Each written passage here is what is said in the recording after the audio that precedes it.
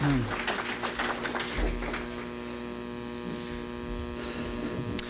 thank you very much for the introduction, the kind words. One of the interesting things about coming back here is that I've really had a long history with Sakpa, going back to that rascal who I gather is now basking in the warm climes of British Columbia. But Gordon Campbell, of course, having been a friend and an interesting colleague over time, interesting in the sense of being such a character, and I've very much valued Gordon over time. Well, it's tricky here. We've been gathering an awful lot of data, and I'll explain the tricky part in half a second. We're gathering a lot of data for quite a period of time, going back to the mid-1970s when I first came to Lethbridge. A series of national surveys of adults, national surveys of teens, and adding up to lots of information.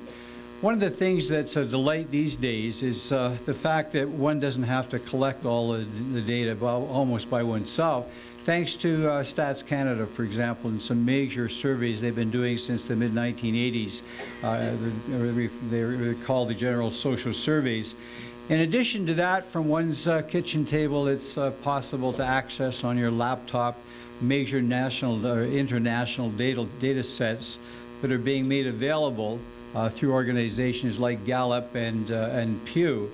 And in addition to that, as if we didn't have enough data, we're continuing to generate some new data through national surveys, but instead of having to lick envelopes and do a lot of the work here from Lethbridge, we're able to do these things in partnership with Angus Reid in the last couple of years, including a major national survey on religion that we completed in mid-March that some of you may have seen in terms of Maclean's magazine and the reporting that was done.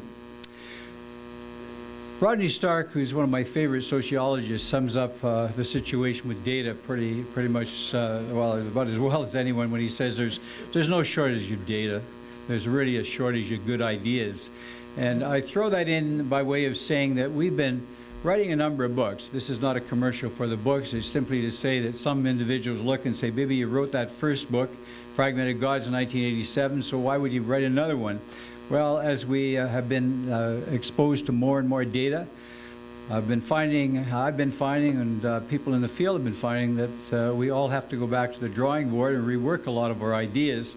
And so we've had a series of books now over time, and the latest being the book Beyond the Gods and Back that came out in 2011, and it's being done up as a second edition that'll come out in 2016 with UBC Press.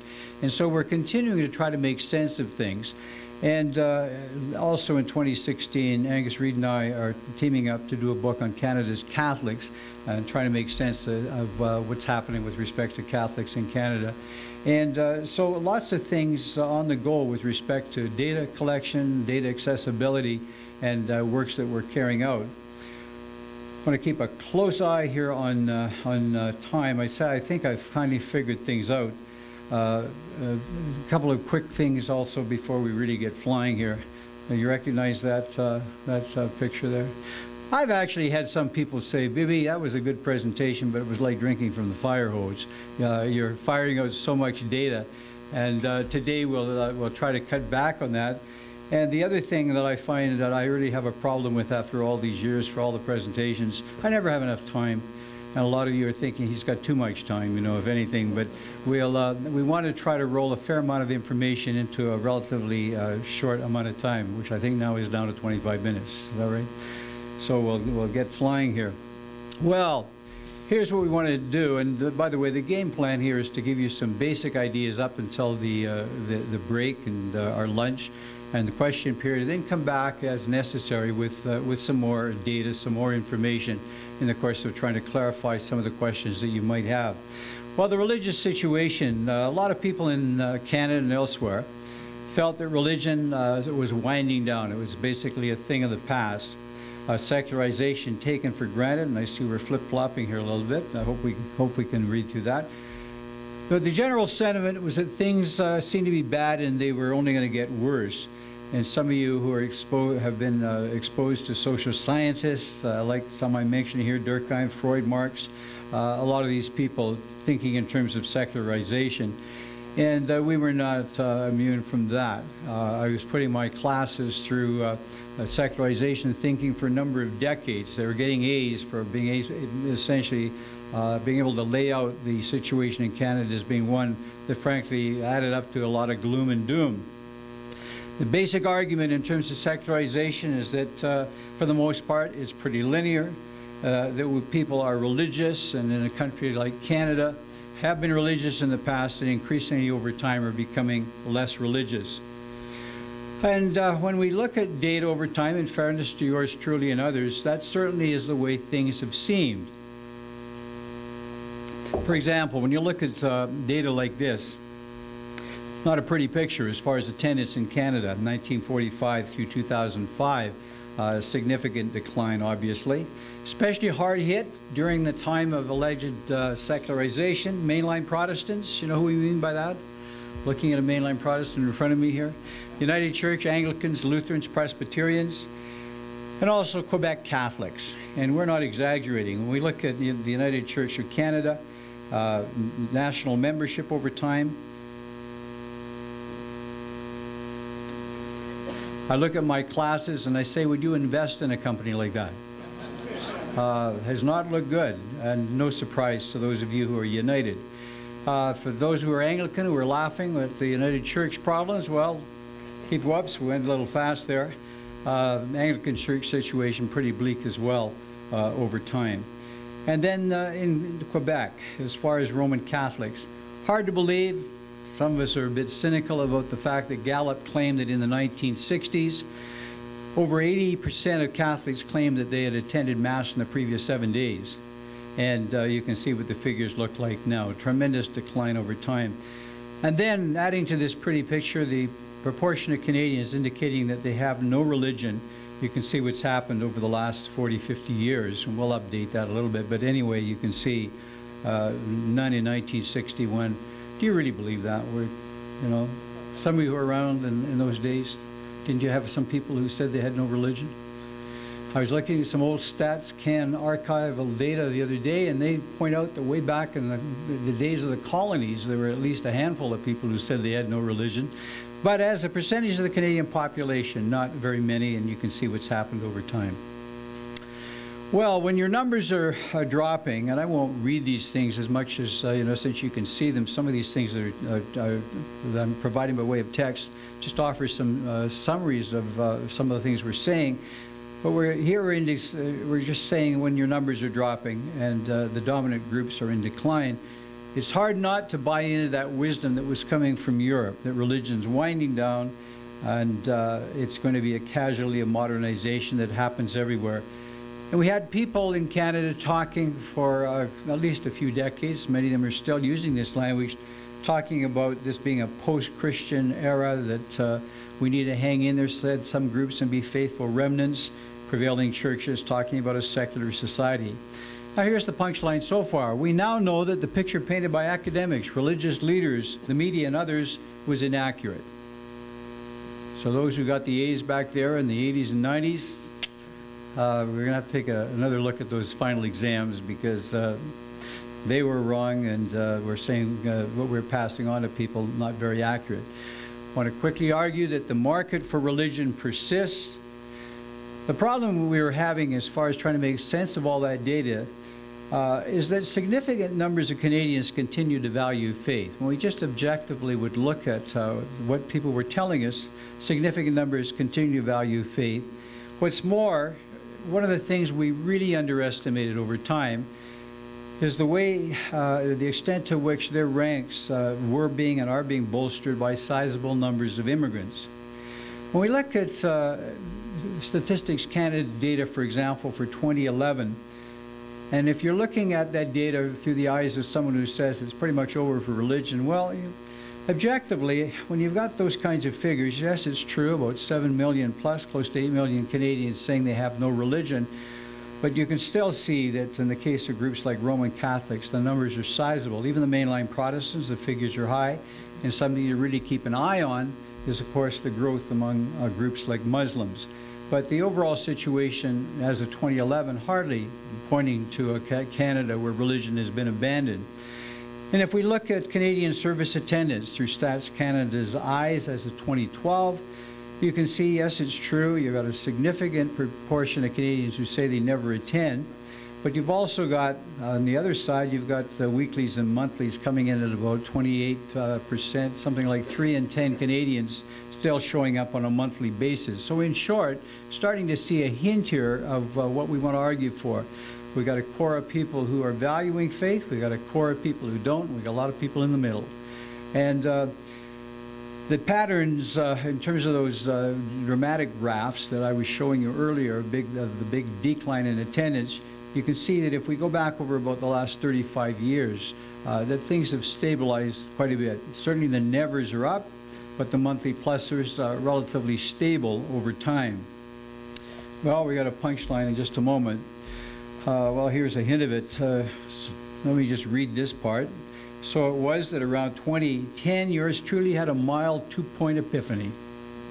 Even sociologists have epiphanies.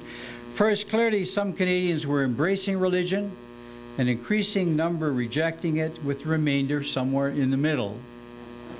Second, that pattern is found everywhere on the planet. It's found everywhere. That's the kind of table that my students die over. We ask them to memorize that hardly. But we're putting this up for a reason, not for you to get lost in the figures. It's drawn from beyond the gods and back. And it's just simply showing that when we look at what's happening globally, you can see that we've got some countries that are very much into religion. Up the top there, Thailand and Nigeria, the Philippines, etc. United States a little higher than Canada. We hear about that all the time. And toward the bottom, the Czech Republic, Sweden, and China. But what we have is a pattern everywhere where people to varying degrees are embracing religion, rejecting religion, not into religion. Hardly a profound kind of a thing. We're saying here, at any point in time, a society's inclination to embrace or reject religion will vary depending on a number of factors. But the proclivity to opt for religion will always coexist with the proclivity to reject it, with noteworthy numbers of people somewhere in the middle. The primary academic question then becomes this, it's the extent to which populations at any point in time tend to gravitate toward one end of the continuum versus the other. And the obvious secondary question is why those variations take place. So we're saying this is the old argument, secularization. People and countries religious, increasingly not religious. And that's what almost everyone's been buying into. We're saying that the more accurate depiction of what's been happening in Canada and elsewhere is that we have a continuum between people opting for religion, not opting for religion, and it looks something like this. Well, here's again a couple of basic bottom line points. Religion doesn't die. This naive notion that somehow religion was going to die. Some of you who have read things like Freud's The Future of an Illusion and the naivety of Freud, talking about the fact that religion will essentially disappear.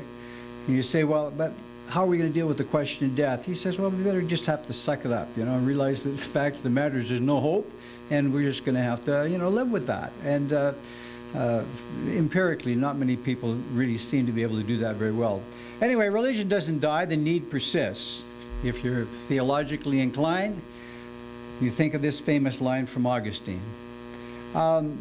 This one from Ron Rolheiser, a more contemporary, obviously a contemporary Roman Catholic, thinking along the same lines. But if you're not into theology and you're into sociology, you look at people like Susan, you're not buying those guys, well, how about these guys here? When you get someone like Rodney Stark, a happy agnostic for the most part, as a very, very well-known and reputable American sociologist, wrote a number of years ago that people continue to have needs that only the gods can satisfy.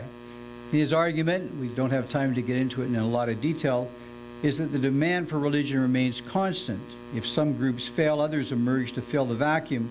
What changes is the list of suppliers. The suppliers change, but don't fear for religion. Secularization does not lead to the end of religion, but rather it'll stimulate revitalization because the needs are ongoing.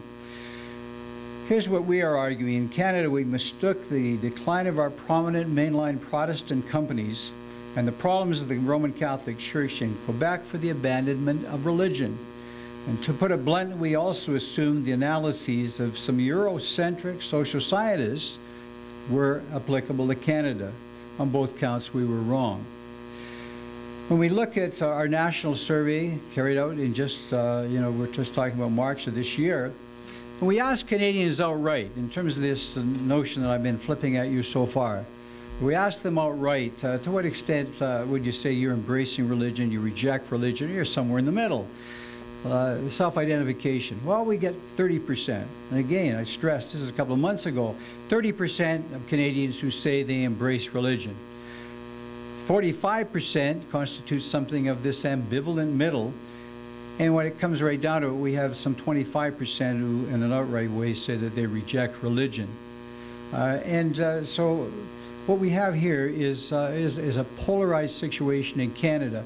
And why I like it is, the old idea is that good theories, good hypotheses can account for the data, and they have predictability. And when I run into people who are just blatant atheists, have no use for religion, a lot of those people who respond to religion stories in the Globe and Mail, for example, well, don't have any problem locating them. They're in that particular grouping that we just talked about. They're rejecting religion. But we also know well that we've got people in this city, for example, who are heading out to church just about every week. If they're not Christians, they're heading out to other places, temples and mosques, and and so on. And what we're saying here is we clearly have people who are embracing religion.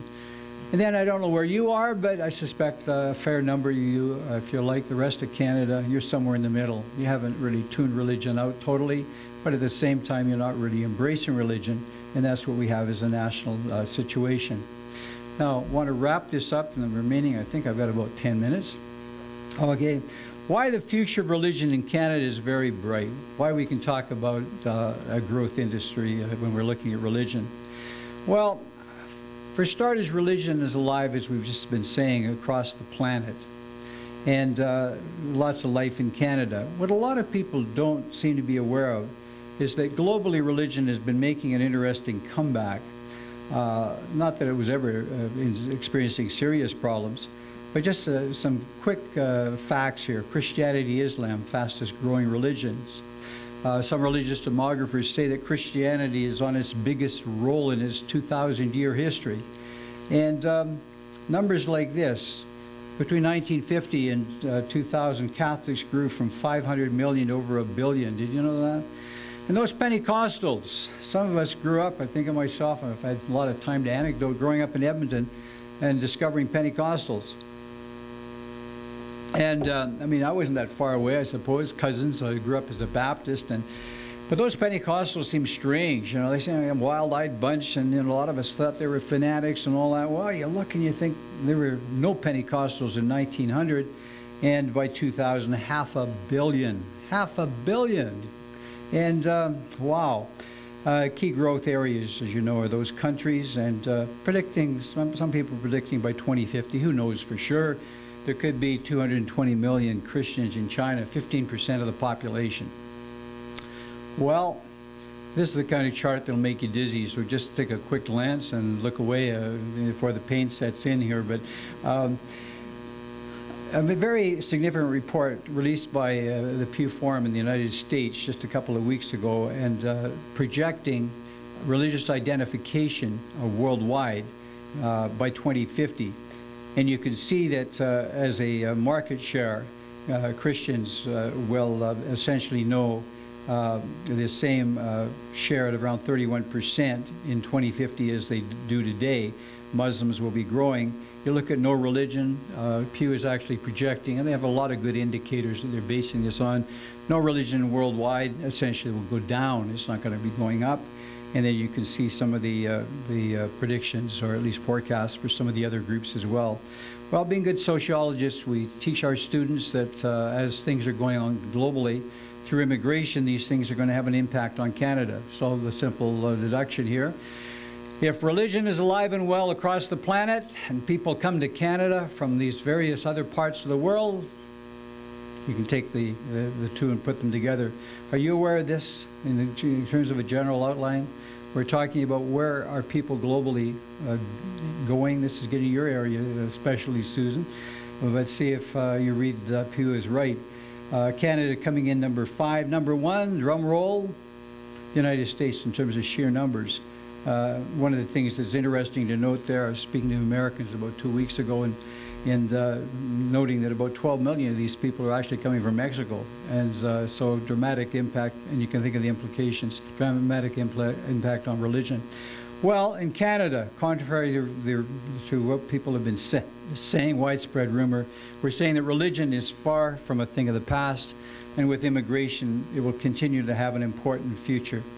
One of the things that's so important to keep in mind in trying to understand the impact of religion on religion of immigration is the sources, as far as the source countries of people coming to Canada and the dramatic change that's taken place. We look at 1981, we look at projections through 2031, and the way to read that quickly, if you look at the blue part, you're looking at people coming from Asia. 1981, 14%. By 2013, for the forecasts, over 50% of people who are coming from Asian countries. At the same time, European immigration down dramatically. Now, for those of you who are United Church, you start doing the math here and start to think of implications. If you're a Roman Catholic, if the people are coming from Asian countries, particularly these days from the Philippines, what would you project will be the impact on religion? Think back in the good days, immigration-wise, for people who are United or Anglican. A lot of those people were coming from Europe and coming from Britain, and you can see then anticipate what the implications would be. A lot of people assume that when we have immigration, we have religious diversity in Canada, an increasing amount of diversity in Canada through immigration. Partly true, but if we look at a 10-year period, a recent 10-year period, the way to read that is of the people who came to Canada between 2000 and roughly 2010, but the people coming, when they arrived here, over 20% were Roman Catholic. So they arrived here as Catholics. Protestants, 23. Put that together, you're closing in on 50% of the immigrant population being either Roman Catholic or Protestant. Other faiths, definitely significant.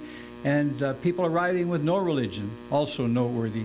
But you can see here that there's a lot of life being added to the Roman Catholic and Protestant ranks as well as a result of immigration.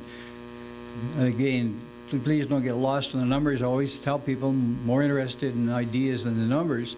But you look at immigrant totals during that period, and you think that if you're someone who is a proponent of, an adherent and a proponent for these groups, you think of what the implications are when you look at the numbers. Anglicans, for example, 23,000 people arrived as Anglicans. United Church, 10. Another drum roll. Roman Catholics, 478,000, almost a half a, what's that work out to? Half a billion? Half a million? Anyway, 478,000, so 500,000 people arriving in Canada as Roman Catholics. And you can see how that fuels things. When you think of the growth of the no religion category, keep in mind that a lot of people who are coming to Canada also come as people having no religion. Muslims, 388,000. Well, here's something that's really noteworthy, and that's when people are coming, a lot of individuals would say, so they're arriving from these countries, but how does that have an impact as far as religious participation in Canada? Well, the way to read that table is, and this is again our 2015 national survey, those born outside of Canada who are under the age of 35, almost 50% of them are attending services monthly or more. For those born in Canada, 22%. So the immigrants, even when they're very young, and especially when they're very young, are actually actively involved in religious groups. And you can see that that pattern holds, but it's particularly highest among those under the age of 35. What's the primary concern every religious group in Canada has had? How do we attract younger people? Well, the good news here is through immigration, collectively at least, in the last decade or so, the people who are coming to Canada who are younger are actually of these three cohorts, they're the most likely to be actively involved in religious groups. And what's more, immigration is not going to be diminishing. It's going to become even a more important factor in terms of Canada's population. We only have a few minutes here, and we can pick up on some details later. But the bottom line on this is that with the aging of the population accelerating as baby boomers reach the age of 65 and then disappear from Canada, the fact of the matter is that immigration is going to become the major source of population growth. And so immigration, rather than becoming less important, is going to be more and more important in Canada. This is just a table showing that. If you look at natural increase, you look at immigration over time, you can see that by 2035, 2036 and thereafter, that immigration is going to be the major source of population growth in Canada. So we're saying as we look at Canada in the future, immigration is going to be telling so much of the story. And when we're looking at the impact that that's going to have on religion in Canada, you can see it's utterly dramatic. Now, so not everyone's losing these days. We put it in crass summary terms. Catholics, evangelicals, Muslims, lots of vitality. They have lots of hope. And no religion category as well. You see here's a composite table just showing, if you look at the blue, you're looking at 2009 versus 1931, and religious identification, and you can see that the winners here, Catholics, no religion, evangelicals, other world faith, and due respect again to those of you who are United and Anglican and Presbyterian, but you can see that your market shares of as far as the Canadian population have been diminishing dramatically. When you look at a table like that, just remember a very simple thing. And again, I don't mean it just in a nasty way, but in a summation way. Not everyone's losing. Don't buy into this idea that, you know, these are just terrible times. Religion is, you know, religion was once very prominent. Now it's not prominent. When you look at tables like that, the Catholics don't know what you're talking about. Look at their market share. In 1931, 41% of Canadians identifying themselves as Catholics. Today it's 40%. And again, immigration a major factor there. Well, I put that table up just in the last couple of weeks or so, because I've only had it that long, and I follow it with that. That was the most important slide in the presentation. So we better go back to it a half a second. And the way to read that is just simply to say that when we're going to talk about religion in Canada, where it's headed, the Pew people again, Pew Research Center, saying that in Canada, 69% of Canadians identifying themselves as Christians as of 2010, and they're saying by 2050 it'll be 60%. So there's going to be a decline, but not because of the no religion component, as much as the fact we're going to see ongoing growth with respect to Muslims, for example. But the point is that by 2050, Canada, and Christians specifically, are going to know, well, Canada is going to know the presence of religion. We're saying Christianity will continue to be prominent by 2050. A market for religion is going to continue to exist. Here's the tough question. What groups are going to service that market? So it's not a matter of looking ahead and saying, hey, religion's had it. No, we're saying the best projections tell us there's going to be a lot of people here who are going to be identifying themselves as Christians, and the question is, who will respond? I see we're down to probably 30 seconds. The good news for religious groups, religion's future is not in question. The ongoing needs of large numbers guarantee the ongoing role for religion. But the sobering news for religious groups is that their individual futures are anything but guaranteed. The two challenges we can talk about in a moment in detail is essentially how do we respond to immigrants then, for those who value faith. The second big thing is going to be how to reach out and how to touch the lives of this large sector within Canada who constitutes something of an ambivalent middle. That's why religion is a growth industry. Don't fear for the future religion.